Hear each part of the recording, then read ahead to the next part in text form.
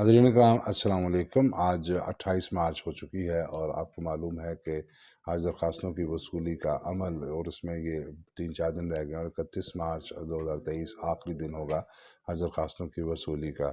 और इसमें काफ़ी हुज्जाज कराम के साथ जो आज़मीन हज हैं उनके साथ हमारा रब्ता रहा बज़रिया सोशल मीडिया साइट्स और हज हेल्पलाइनों के ज़रिए भी और बैंकों के ज़रिए भी इनके साथ रब्ता रहा हमारा।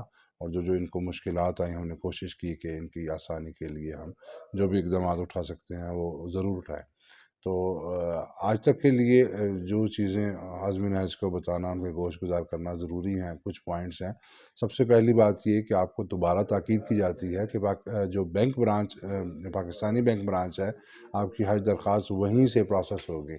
तो लिहाजा आप अगर ख़ुद पाकिस्तान में मौजूद हैं या समुंदर पार हैं तो अपने नामज़द शख्स के ज़रिए या ख़ुद पाकिस्तानी बैंक ब्रांच में जाकर अपनी हज दरख्वास्त को प्रोसेस करवाएं। उसके लिए जो दस्तावेज़ात साथ लेके जानी है आपको मालूम है, पासपोर्ट की फ़ोटोकॉपी है, शनाख्ती कार्ड की कापियाँ हैं, तस्वीर हैं। अगर इनकेस पासपोर्ट नहीं है, हालांकि ये बहुत अरसा पहले बताया जा चुका था आपको ख़बरों के ज़रिए कि पासपोर्ट की क्या मियाद होगी, लेकिन अभी तक अगर किसी ने पासपोर्ट अपना रिन्यू नहीं कराया तो उसके टोकन पर भी हज दरख्वास्त जमा हो जाएगी। तो सबसे पहले ये कि अपनी बैंक ब्रांच में जाकर वहाँ से अपनी दरख्वास्त आपने प्रोसेस करवानी लाजमी है।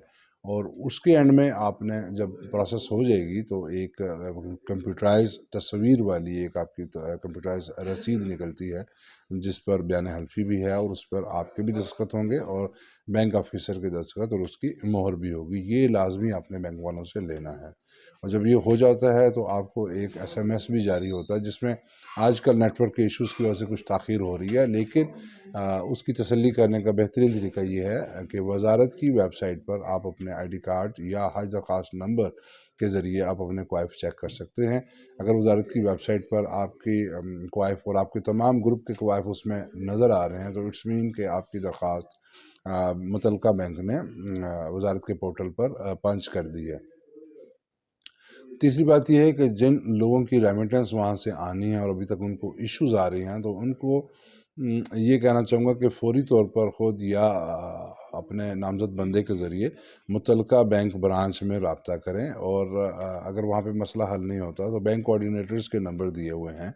और कुछ लोगों के फ़ीडबैक के ज़रिए ये भी पता चला कि आप लोग जो स्पॉन्सरिंग बैंक है यानी जो बैरून मुल्क में जो बैंक है उनसे और स्पॉन्सर करने वाला उनसे डिटेल मांग ले, स्विफ्ट कोड की डिटेल वो उनसे तलब कर ले।